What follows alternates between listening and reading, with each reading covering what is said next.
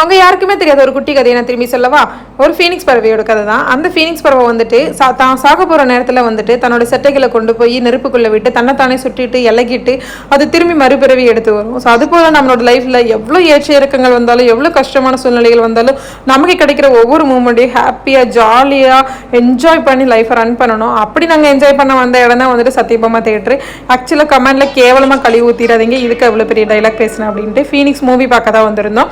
பக்கத்தில் தாத்தாவோட இதேக்கனி மூவி ஓடிட்டு இருந்துச்சு. தாத்தா படம் பார்ப்போமா இல்லை ஃபீனிக்ஸ் பார்ப்போமான்னு யோசிச்சுட்டு இருந்த டைமில் தாத்தா படத்தை யூடியூப்ல வந்து நம்ம போட்டு பார்த்துக்கலாம் அப்படின்ட்டு ஃபீனிக்ஸுக்கு 2 டிக்கெட் எடுத்துட்டு உள்ளே கிளம்பியாச்சு.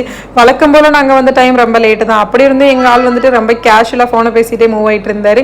நான் ஸ்நாக்ஸ் வாங்காமல் எவ்வளோ லேட்டானாலும் நான் படம் பார்க்க வரமாட்டேன்னு ஒரே ஆடம். சரி வாங்கப்பா 2-3 பாக்கெட் அப்படின்ட்டு வாங்கி எடுத்து உள்ளே போட்டு போனோம். அப்படின்னா நாங்கள் போன நேரத்தில் தான் வந்துட்டு ஹீரோவோட ஃபேஸை ரிவீல் பண்ணிட்டு இருந்தாங்க.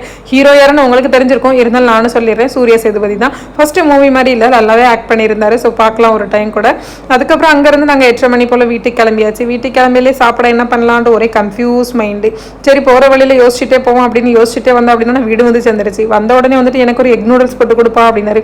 எக் நூடுல்ஸ் போட்டா அப்படின்னா நம்ம இன்னைக்கு பட்னி தான் அப்படின்ட்டு எக் தனியாக நூடுல்ஸ் தனியாக தனித்தனியாக போட்டுட்டேன்.